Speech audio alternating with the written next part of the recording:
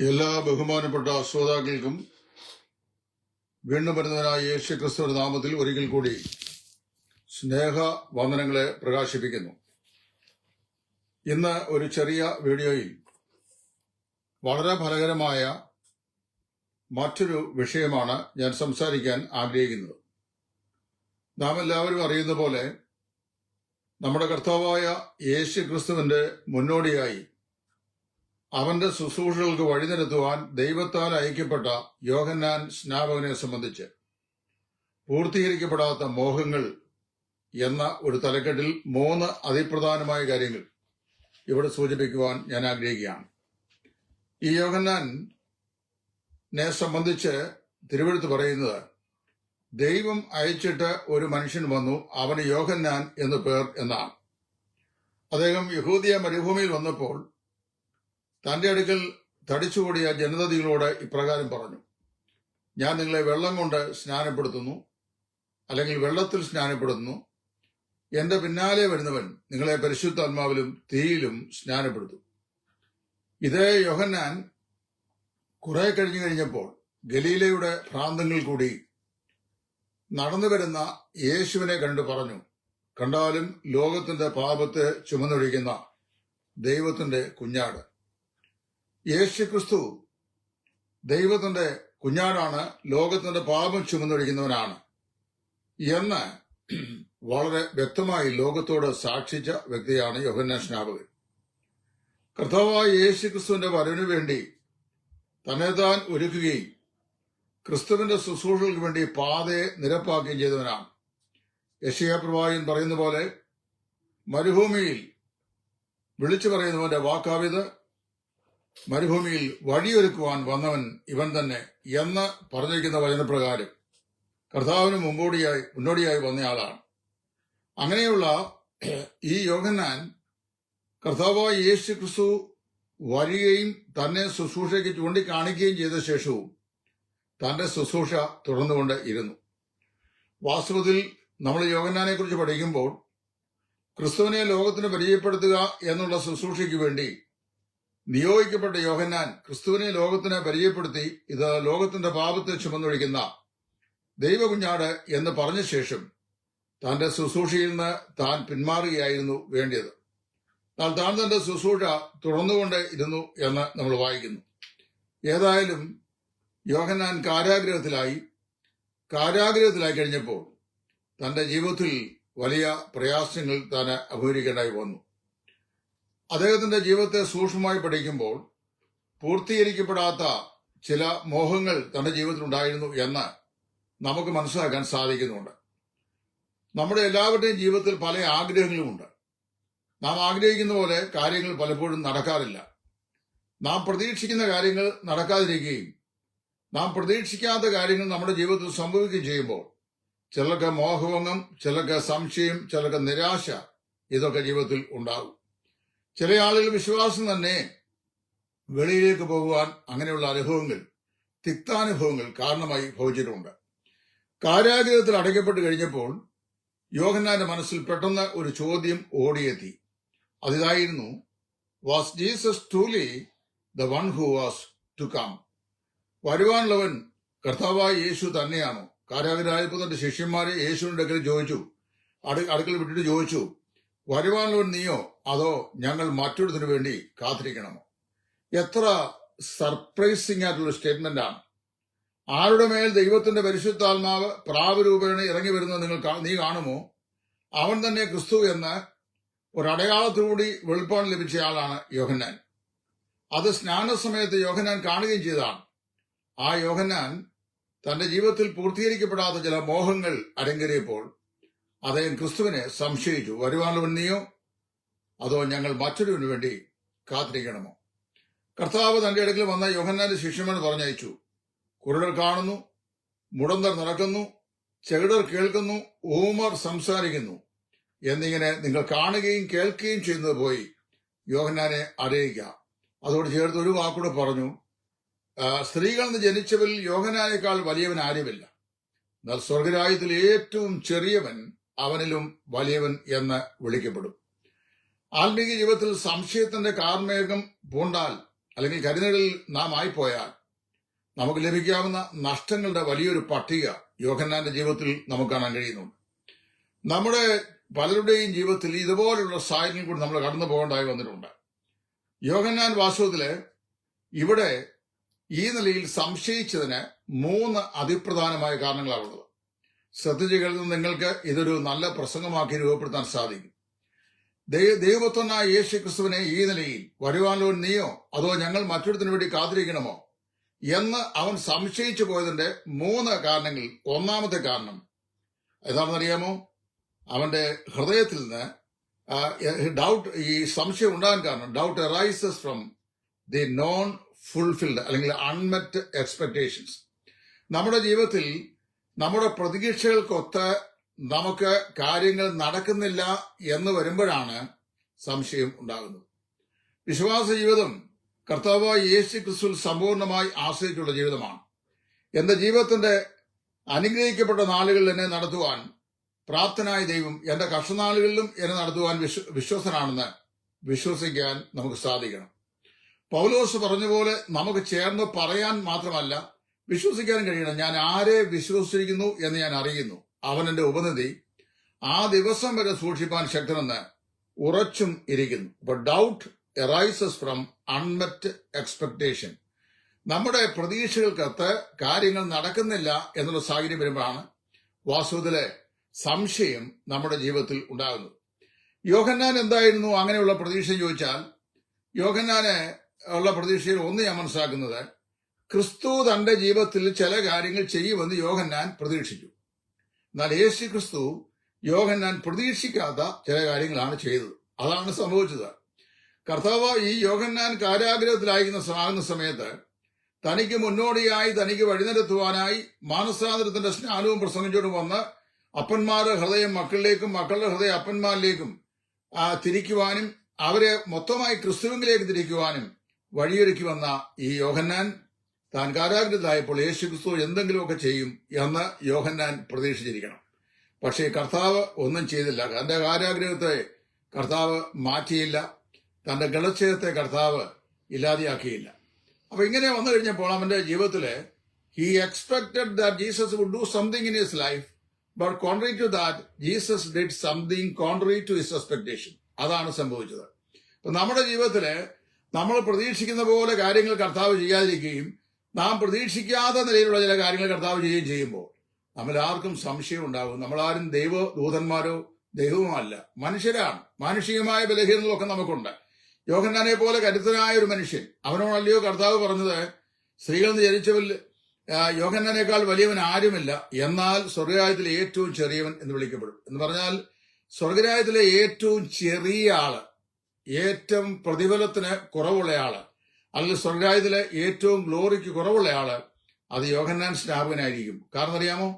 ദൈവപുത്രനെ കാണിച്ചു കൊടുത്തിട്ട് ഇത് ദൈവപുത്രൻ തന്നെയാണോ അതോ ഞങ്ങൾ മറ്റൊരു വഴി കാത്തിരിക്കണമോ എന്ന് ചോദിച്ചു. വാസ്തവത്തില് യേശു ക്രിസ്തുവിന്റെ ജീവിതശൈലിയും യോഹന്നാന്റെ ജീവിതശൈലിയും നമ്മൾ വ്യത്യാസമായിരുന്നു. യോഹന്നാൻ മരുഭൂമിയിലായിരുന്നു പാർക്ക്. അവന്റെ വസ്ത്രം ഒട്ടകരോമമുള്ള തൂവലാണ് അവൻ ഉപയോഗിച്ചത്, രോമക്കുപ്പായമാണ് അവൻ ഉപയോഗിച്ചത്. അവന്റെ ആഹാരം വെട്ടുക്കിളിയും കാട്ടുതേനുമായിരുന്നു. ഈ വെട്ടുക്കിളി എന്താണെന്ന് ഞാൻ നേരത്തെ മറ്റൊരു വീഡിയോയിൽ പറഞ്ഞാണ്. നമ്മൾ ചിന്തിക്കുന്നത് പല്ലിയോ പാറ്റായോ ചെറിയ പക്കിയോ ഒന്നുമല്ല.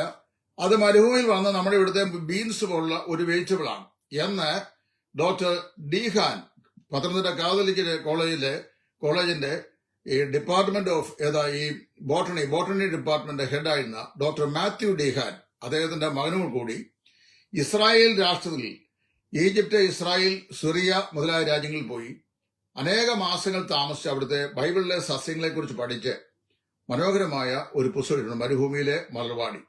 അതിനകത്ത് ആധികാരികമായ ബോട്ടണിക്കൽ പ്രൊഫസർ പറഞ്ഞിട്ടുണ്ട്, അത് മരുഭൂമിയിൽ വളർന്ന ഒരുതരം ബീൻസ് ചെടിയാണ്, അല്ലാതെ ഈ വീട്ടിൽ പൊരിക്കുന്ന സാധനം അല്ല. അങ്ങനെയാണെന്നാണ് ആദ്യമൊക്കെ ഞാൻ ചിന്തിച്ചിരുന്നത്. പിന്നെ ഞാൻ കറക്റ്റ് ചെയ്ത് പുസ്തകം വായിച്ചു. അപ്പൊ വെട്ടുകിളിയും കാട്ടുതേനും ഭക്ഷിച്ചിരുന്നു, ഒട്ടകരോമങ്ങളുള്ള വസ്ത്രം ധരിച്ചിരുന്നു, മരുഭൂമിയിൽ ഏകാഗിയായി പാർത്തിരുന്നു. എന്നാൽ യേശു ക്രിസ്തു നേരെ തിരിച്ചായിരുന്നു. താൻ പട്ടണവാസിയായിരുന്നു. യെരുശലേമിലും ഗലീലയായാലും ശമരിയായാലും യഹൂദയിലുമായി പട്ടണങ്ങളിൽ പാർത്തവനാണ്. യോഹന്നാൻ ഒട്ടകരോമങ്ങളുള്ള വസ്ത്രം ധരിക്കുമ്പോൾ യേശു സ്വാഭാവികമായ വസ്ത്രം യഹൂദന്മാർ ധരിച്ച പോലെ ധരിച്ചു. യോഹന്നാനെ വെട്ടുക്കിളിയും കാട്ടുതേനും ആഹാരമാക്കിയപ്പോൾ യേശു സാധാരണക്കാർ കഴിച്ച എല്ലാ ആഹാരവും കഴിച്ചു. മാത്രമല്ല, യോഹന്നാൻ മരുഭൂമിയിൽ ഏകാഗിയായി ജീവിച്ചപ്പോൾ ക്രിസ്തു ജനങ്ങളോടുകൂടെ ഇടപഴകി അവരുടെ ഇടയിൽ ശുശ്രൂഷ ചെയ്ത് ജീവിച്ചു. യോഹന്നാനും യേശു തമ്മിൽ പല കാര്യങ്ങളിലും വ്യത്യാസമുണ്ട്. യോഹന്നാന്റെ മറ്റൊരു പ്രതീക്ഷ എന്നറിയാവോ? വാസ്തവത്തില് യോഹന്നാനെ ഈ കാരാഗ്രഹത്തിൽ നിന്ന് വിടുവിക്കാൻ ക്രിസ്തു വല്ലതും ചെയ്യുന്നുള്ള പ്രതീക്ഷ മാത്രമല്ല, അന്നത്തെ നാടുവാണിയായിരുന്ന രാജാവ് ഹെരോദാവ് വളരെ വിക്കഡായ ഒരു മനുഷ്യനായിരുന്നു. അദ്ദേഹം ഹേരോദ്യ എന്ന് പറയുന്ന സ്ത്രീയെ, തന്റെ സഹോദരന്റെ ഭാര്യയായി വെച്ചുകൊള്ളുന്ന അല്ലെങ്കിൽ അവിശുദ്ധമായ ഒരു ഇല്ലീഗൽ റിലേഷൻഷിപ്പ് സൂക്ഷിച്ചിരുന്ന മനുഷ്യനായിരുന്നു. അങ്ങനെ വരുമ്പോൾ ഈ ദുഷ്ടനായ രാജാവിനുള്ള ബന്ധുല് കർത്താവായ യേശു ക്രിസ്തു എന്തെങ്കിലും ചെയ്യും എന്ന് യോഹന്നാൻ പ്രതീക്ഷിച്ചു. ഒരു പക്ഷെങ്കിൽ അവനെ ശിക്ഷിക്കുകയോ അല്ലെങ്കിൽ അവന് ശിക്ഷാവധി കൽപ്പിക്കുകയോ അവനെ ഡീത്രോൺ ചെയ്യുകയോ ഒക്കെ ചെയ്തേക്കും എന്ന് ഒരു പക്ഷെങ്കിൽ ഇവൻ ചിന്തിച്ചു. അങ്ങനെ അവനെ ചിന്തിച്ചെങ്കിലും കർത്താവ് അങ്ങനെ ചെയ്തില്ല. ആ പ്രതീക്ഷയിൽ കൂടി ആയിരിക്കണം ഭീഷുമുറ അവന്റെ കയ്യിലുണ്ട്. അവൻ കളത്തെ മുറ്റും വെടിപ്പാക്കി ഗോതമ്പ് കളപ്പുരയിൽ ചേർക്കുകയും പതിർക്കെടാത്ത തീയിലിട്ട് ചുട്ടുകളയും ചെയ്യും എന്ന് പറയുമ്പോൾ ഹേരോദിയായും ഒരു പക്ഷെങ്കിൽ ഈ കർത്താവ് ന്യായം വിധിച്ച് അല്ലെങ്കിൽ ശിക്ഷ വിധിച്ച് അവരെ തള്ളിക്കളയും എന്ന് യോഹന്നാൻ പ്രതീക്ഷിച്ചു. അതും യോഹന്നാന്റെ ആയുസ്സും നടന്നില്ല. അപ്പൊ കാരാഗ്രഹത്തിൽ നല്ല കാരാഗ്രഹവാസം കർത്താവ് റിലീസ് ചെയ്തില്ല. കാരാഗ്രഹത്തിൽ വെച്ച് യേശു ചില അടയാളങ്ങൾ താൻ പ്രതീക്ഷിച്ച പോലെ ചെയ്തില്ല. അതുപോലെ തന്നെ തന്നെ ശിക്ഷയ്ക്ക് വിധിച്ച അല്ലെങ്കിൽ തന്നെ ഈ ഖഡ്ഗം കൊണ്ട് കഴുത്തറുത്ത് മാറ്റാൻ പോകുന്ന ഹെരോദാവിനെയും അവനോടുകൂടെ അശുദ്ധമാക്കുന്ന ഈ ജീവിത നിലവാരം പുലർത്തുന്ന ഹെരോദിയെയും ന്യായവിധി നടത്തി ശിക്ഷ വിധിച്ച് പുറന്തള്ളിയില്ല. അപ്പൊ പ്രതീക്ഷകൾ പൂർത്തീകരിക്കപ്പെട്ടില്ല എന്നുള്ള അത് സംശയത്തിന്റെ രണ്ടാമത്തെ കാരണത്തിലേക്ക് വഴിതെളിച്ചു. അപ്പൊ ഒന്നാമത്തെ കാരണം എന്താണ്? ഈ അൺമെറ്റ് എക്സ്പെക്ടേഷൻ, അതായത് ജീവിതത്തിൽ നമുക്ക് ഈ പൂർത്തീകരിക്കപ്പെടാത്ത മോഹങ്ങൾ, അതൊക്കെ നമ്മുടെ ജീവിതത്തിൽ ഉണ്ടാകുമ്പോൾ വലിയ നിരാശയും സങ്കടവും ഒക്കെ ഏത് ഭക്തനും ഉണ്ടാവും. 2, difficult circumstances in the life, ജീവിതത്തിലെ വളരെ ഭയാനകമായ പ്രതികൂല സാഹചര്യങ്ങൾ. Doubt rises when we faces difficult circumstances in life. നമ്മുടെ ജീവിതത്തിലെ വളരെ പ്രയാസകരമായ ജീവിത സാഹചര്യങ്ങളെ നമ്മൾ അഭിമുഖീകരിക്കേണ്ടായി വരും. അതൊരു പക്ഷെങ്കിൽ രോഗമാകാം, ഭാരിച്ച കടഭാരമാകാം, ഒരുപക്ഷെങ്കിൽ സഹോദരവർഗത്തു നിന്നോ കുടുംബത്തിൽ നിന്നുള്ള ശത്രുതയാവാം, ഒറ്റപ്പെടലിന്റെ അനുഭവമാകാം, മറ്റുള്ളവരുടെ അൺവാണ്ടഡ് ക്രിറ്റിസിസം ആവാം, അടിച്ചമർത്തലാവാം, നാം അനുഭവിക്കേണ്ടി വരുന്ന സഭാ പൊളിറ്റിക്സുകളായിരിക്കാം, ഇതൊക്കെ ആവാം. ഇതൊക്കെ വരുമ്പോൾ സാധാരണയായി ഈ സംശയം നമ്മുടെ ജീവിതത്തിൽ ഉണ്ടാകാറുണ്ട്. അതായത് emotions take over our mind. നമ്മുടെ മനസ്സിന്റെ സ്ഥിതിയുടെ മേൽ നമ്മുടെ വികാരങ്ങൾ ഭരണം നടത്താൻ ശ്രമിക്കുന്നു. What we believe is overtaken by how we feel. അതായത് നമ്മുടെ വിശ്വാസത്തിന് അപ്പുറത്ത് നമ്മൾ എന്ത് വിചാരിക്കുന്നു അല്ലെങ്കിൽ നമുക്ക് എന്ത് അനുഭവവേദ്യമാകുന്നു എന്നുള്ളത് പലപ്പോഴും നമ്മുടെ ചിന്താമണ്ഡലത്തെ ഭരിക്കുവാൻ തുടങ്ങുന്നു. ദൈവം, I felt that God is far away, so he must be far away. ദൈവം വളരെ വിദൂരതയിൽ സ്ഥിതി ചെയ്യുന്നവനാണ്, അതുകൊണ്ട് അവൻ എന്നിൽ നിന്ന് വളരെ ദൂരത്തിലാണ്, എന്നെ സഹായിപ്പാൻ എന്നോടുകൂടെ ഇല്ല എന്നൊരു കൺക്ലൂഷനിലേക്ക് ഈ സംശയം നമ്മെ കൊണ്ട് എത്തിക്കുന്നു. ജീവിതത്തിന്റെ പ്രതികൂല സാഹചര്യങ്ങളിൽ നാം ആരായിരിക്കുന്നു എന്നുള്ളതാണ് യഥാർത്ഥത്തിൽ നമ്മൾ ആത്മീയരാണോ ദൈവാശ്രയമുള്ളവരാണോ അല്ലയോ എന്ന് വിധിയെഴുതുന്നത്. യോഹന്നാൻ ആ നിലയിൽ ഉള്ള ഒരു പ്രശ്നമുണ്ടായി. അപ്പോൾ തന്റെ ജീവിതത്തിന്റെ വിഷമകരമായ സന്ദർഭങ്ങൾ അവനെ സംശയാലുവാക്കി തീർത്തു. ഇനി സംശയത്തിന്റെ മൂന്നാമത്തെ കാരണം, doubt arises from human pride. മനുഷ്യൻ നിഗളിയാകുമ്പോഴാണ് പലപ്പോഴും സംശയം അവന്റെ ജീവിതത്തിൽ ഉണ്ടാകുന്നത്. നിഗളിയായി കഴിയുമ്പോൾ സംശയം ഉണ്ടാകും. അതിന്റെ ഒരു നല്ല ഉദാഹരണമാണ് നമ്മൾ ഈ ശമൂവേലിന്റെയും രാജകന്മാരുടെയും പുസ്തകത്തിൽ വായിക്കുന്ന ശലോമോന്റെ ദാസനായിരുന്ന യൊരോബെയാം. ശലോമോന്റെ കയ്യിൽ നിന്ന് രാജ്യം വിഭജിച്ച് ദൈവം രഹബിയാമിന്റെയും യൊരോബിയാമിന്റെയും കയ്യിലേക്ക് കൊടുത്തു. യൊരോബിയാമിന് 10 ഗോത്രങ്ങൾ അവകാശമായി കിട്ടി. അങ്ങനെ കിട്ടിയപ്പോൾ ഈ 2 ഗോത്രങ്ങളുടെ അവകാശ ഭൂമിയിലാണ് ദേവാലയം സ്ഥിതി ചെയ്യുന്നത്, യാഗപീഠം സ്ഥിതി ചെയ്യുന്നത് അവിടെയാണ്. അപ്പൊ ഇവന്റെ മനസ്സിനകത്തൊരു സംശയം. എന്താ സംശയം? ഈ ജനമെല്ലാം കൂടെ യെരുശലേമിലേക്ക് നമസ്കരിക്കാൻ പോയാൽ ജനത്തിന്റെ ഹൃദയം എല്ലാം രഹബിയാമിന്റെ പക്ഷം ചേരും. അപ്പൊ എന്നോട് നിൽക്കാൻ ആരും കാണുകയില്ല എന്ന് വെച്ചോണ്ട് അവൻ എന്തറിയാമോ, അവൻ അവിടെ ഒരു യാഗപീഠം അവന്റെ ദേശത്ത് പണിതു. ശമരിയായി തന്നെ ഒരു യാഗപീഠം ഉണ്ടാക്കി. അവിടെ ഉണ്ടാക്കിയ ശേഷം ഇതാണ് നിങ്ങൾക്ക് യാഗം കഴിക്കാനുള്ള സ്ഥലം എന്ന് പറഞ്ഞു. എന്നാൽ ദൈവ വ്യവസ്ഥയെ തന്നെ തകിടം മറിച്ചു. എന്താ കാരണം അറിയാമോ? നമ്മുടെ ജീവിതത്തിൽ അഹന്ത ഉണ്ടാകുന്നു, നിഗളം ഉണ്ടാകുന്നു. നിഗളം, യോഹന്നാന്റെ ജീവിതത്തിൽ നിഗളം ഉണ്ടായോ എന്ന് ചോദിച്ചാൽ പ്രത്യക്ഷമായി അങ്ങനെയൊന്നും അവിടെ രേഖപ്പെടുത്തി നമ്മൾ കാണുന്നില്ല. എങ്കിലും നാം വായിക്കുന്നത് ആ നിഗള സ്വഭാവം എന്ന് പറയുന്നത് അവന്റെ സ്വ അനുതാപത്തിൽ റിഫ്ലക്ട് ചെയ്യുന്നതായി നാം വായിക്കുന്നു. യോഹന്നാൻ വളരെ വിശുദ്ധനായ ഒരു മനുഷ്യനായിരുന്നു. പ്രവചനത്തിനൊത്തവണ്ണം ജനിച്ചവനായിരുന്നു. ദൈവത്തിന് വഴിയൊരുക്കുവാൻ വന്നവനായിരുന്നു. ദൈവത്തിനെ ലോകത്തിന് ചൂണ്ടിക്കാണിച്ചവനായിരുന്നു. അവൻ ദൈവത്തിന്റെ ക്രിസ്തുവാണെന്ന് നേരിട്ട് മനസ്സിലാക്കിയവനായിരുന്നു. പരിശുദ്ധാത്മാവ് അവന്റെ മേൽ ഇറങ്ങി വരുന്നത് നേരിട്ട് കണ്ടവനായിരുന്നു. ഇതൊക്കെ ശരിയാണെങ്കിലും ഈ യോഹന്നാൻ ഒരു സെൽഫ് പിറ്റി, അതായത് സ്വ അനുതാപം. എന്താണ് ഈ സെൽഫ് പിറ്റി എന്ന് പറയുന്നത്? സെൽഫ് പിറ്റി എന്ന് പറയുന്നത് ഞാൻ മറ്റുള്ളവരെക്കാൾ നല്ലവനാണ്, ഞാൻ മരുഭൂമിയിൽ ഒറ്റയ്ക്ക് പാർത്തവനാണ്, ഞാൻ മലിനപ്പെടാത്തവനാണ്, മറ്റുള്ളവരെ സർപ്പസന്ധതികളെ എന്ന് സംബോധിച്ചപ്പോൾ താൻ വാസ്തവത്തിൽ ദൈവത്താൽ അംഗീകരിക്കപ്പെട്ടവനാണെന്ന് സ്വയം ചിന്തിച്ചയാളാണ്. I am actually better than most people. ഞാൻ മറ്റുള്ള ആളുകളെക്കാളൊക്കെ ബെറ്ററാണ്. പല ആളുകളുടെയും ഹൃദയത്തെ ഭരിക്കുന്ന ഒരു നിഗള ഭാവമാണത്. ഞാൻ മറ്റുള്ളവരെക്കാൾ അറിവുള്ളവനാണ്, ഞാൻ മറ്റുള്ളവനേക്കാൾ ഭക്തനാണ്, ഞാൻ മറ്റുള്ളവനേക്കാൾ വിശുദ്ധയും നയിക്കുന്നവനാണ്, ഞാൻ മറ്റുള്ളവനേക്കാൾ എല്ലാ നിലയിലും മാതൃകയുള്ളവനാണ്. അവിടുന്ന് we slide into self pity and self gratification. പലപ്പോഴും സ്വാനുതാപുള്ളവരായി സ്വയം സംതൃപ്തരായി നമ്മൾ മുമ്പോട്ട് പോവുകയാണ്. എന്നാൽ ഞാൻ ഈ ചെയ്തതൊക്കെ വാസ്തവത്തിൽ ഈ യഹൂദ ജനത്തെ മുഴുവൻ കർത്താവിലേക്ക് തിരിക്കുവാൻ വഴിയൊരുക്കിയതും, ഞാൻ മാനസാന്തരത്തിന്റെ സ്നാനം ജനത്തിന് കൊടുത്തതും, മാനസാന്തര പ്രസംഗം ചെയ്തതും, പലരുടെയും ഹൃദയങ്ങളെ പരസ്പരം തമ്മിൽ യോജിക്കാൻ മുഖാന്തരമാക്കിയതും, ഇതെല്ലാം എനിക്ക് വാസ്തവത്തിൽ തെറ്റായിപ്പോയോ, എനിക്ക് അബദ്ധം പറ്റിപ്പോയോ? What's in it for me? അതുകൊണ്ട് എനിക്ക് എന്ത് ഗുണം? സ്വയം അനുദപിക്കുക, സ്വാനുതാപം ഉണ്ടാകുക. ഏലിയാവ് എത്രയോ കരുത്തനായ ഒരു മനുഷ്യനായിരുന്നു. എങ്കിലും അവൻ ഒരു ദിവസം അവൻ പറയുകയാണ്, ഈ രാജകന്മാരുടെ പുസ്തകം 1 രാജകന്മാർ 19, ഞാൻ എന്റെ പിതാക്കന്മാരെക്കാൾ ഒട്ടും മെച്ചമല്ലല്ലോ. ദൈവം ചോദിച്ചു അവനോട്, നീ നിന്റെ പിതാക്കന്മാരെക്കാൾ മെച്ചമാണോ? അവന്റെ പിതാക്കന്മാരുടെ പേര് പോലും പറഞ്ഞില്ല. എന്നാൽ ഗിലെയാദിലെ തിശ്മീനായ ഏലിയാവ് എന്ന് പറഞ്ഞുകൊണ്ടാ ജീവിതചരിത്രം ആരംഭിക്കുക തന്നെ. പക്ഷെ ഹി ഫെൽറ്റ് സെൽഫ് പിറ്റി, സ്വ അനുതാപമുള്ളവനായി തീർന്നു. അത് സ്വ അനുതാപം വളരെ വില കൊടുക്കേണ്ട വിഷയമാണ്. അവൻ പറയുകയാണ്, ഞാൻ പിതാക്കന്മാരെക്കാൾ ഒട്ടും വിശേഷതയുള്ളവൻ അല്ലല്ലോ. ഇവിടെ യോഹന്നാന് സംഭവിച്ചത് തന്നെയാണ്. അവൻ സെൽഫ് പിറ്റി ഉള്ളവനായി തീർന്നു, സ്വ അനുതാപം ഉള്ളവനായി തീർന്നു. അവൻ തന്നിൽ തന്നെ ഒതുങ്ങാൻ തീരുമാനിച്ചു. വാസ്തവത്തില് ഈ യോഹന്നാന്റെ ജീവിതത്തില് സംശയം ഉണ്ടാകാൻ, അല്ലെങ്കിൽ സംശയം ഉണ്ടാകുവാൻ മുഖാന്തരമായ 3 കാരണങ്ങൾ, അതായത് പൂർത്തീകരിക്കപ്പെടാത്ത മോഹത്തിന് 3 കാരണങ്ങൾ. ഒന്ന്, അവൻ എന്ത് ചെയ്തു? പ്രതീക്ഷയ്ക്ക് വിരോധമായി, അതായത് അവിടെ കാര്യങ്ങളുണ്ട് ജീവിതത്തിൽ സംഭവിച്ചു. Unmet expectations causes to arise doubt in heart. ജീവിതത്തിൽ പ്രതീക്ഷയ്ക്കൊത്ത് നമുക്ക് ഉയരാൻ കഴിയാതെ അതിന് വിപരീതമായ കാര്യങ്ങൾ സംഭവിക്കുമ്പോൾ സംശയം ജീവിതത്തിൽ ഉണ്ടാകുന്നു. വിഷമകരമായ ജീവിത സാഹചര്യങ്ങളെ അഭിമുഖീകരിക്കേണ്ടി വരുമ്പോൾ നമ്മുടെ ഹൃദയത്തിൽ സംശയം ഉണ്ടാകുന്നു. 3, നിഗളം അല്ലെങ്കിൽ അഹങ്കാരം അല്ലെങ്കിൽ സ്വാനുതാപം നമ്മുടെ ഹൃദയത്തിൽ രൂഢം മൂലമാകുമ്പോൾ നമുക്ക് സംശയം ഉളവാകുന്നു. നമ്മുടെ വിശുദ്ധ ബൈബിൾ എന്താണ് പറയുന്നത്? ജീവനുള്ള ദൈവത്തെ നമ്മൾ ഒരിക്കലും അവിശ്വസിക്കാൻ പാടില്ല. ജീവനുള്ള ദൈവത്തെ ഒരിക്കലും സംശയിക്കാൻ പാടില്ല. യോഹന്നാൻ ഒരു റോൾ ഓഫ് മിനിസ്ട്രി ഉണ്ടായിരുന്നു. ആ മിനിസ്ട്രിയുടെ കാലാവധി കഴിഞ്ഞു കഴിഞ്ഞപ്പോൾ കർത്താവായ യേശു രംഗപ്രവേശനം ചെയ്യും, തന്റെ ശുശ്രൂഷ താൻ ചെയ്ത് മനുഷ്യന്റെ പാപമായിട്ടുള്ള പാപപരിഹാരം ക്രൂശിമേ വരുത്തുകയും ചെയ്തു. യോഹന്നാൻ ഒഴിഞ്ഞു പോകേണ്ട സ്ഥാനത്തും യോഹന്നാൻ തന്റെ ശുശ്രൂഷയിൽ തുടർന്നു എന്നാണ് നമുക്ക് കാണാൻ കഴിയുന്നത്. അതുകൊണ്ട് എന്ത് ചെയ്തു? ഈ നിലയിലുള്ള പൂർത്തീകരിക്കപ്പെടാത്ത മോഹങ്ങൾ അല്ലെങ്കിൽ നേടാനാവാത്ത മോഹങ്ങൾ നിരാശയ്ക്കും സംശയത്തിനും വഴിമാറി.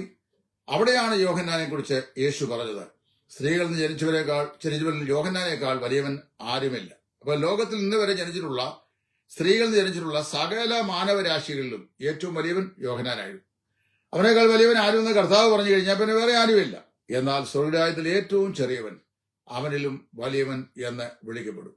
ദൈവത്തെ നേരിട്ട് അറിഞ്ഞവരും കർത്താവിനെ രുചിച്ച് മനസ്സിലാക്കിയവരും ദൈവം ആരാണെന്ന് ജീവിതത്തിന്റെ അനുഭവശത്തെ ഗ്രഹിച്ചറിഞ്ഞവരും അവർ ദൈവത്തെ സംശയിച്ചാൽ അതിന് കൊടുക്കേണ്ടി വരുന്ന വില വളരെ വലുതാണെന്നുള്ള സാധന പാഠം യോഹന്നാന്റെ ഈ അനുഭവം നമ്മെ പഠിപ്പിക്കുന്നു.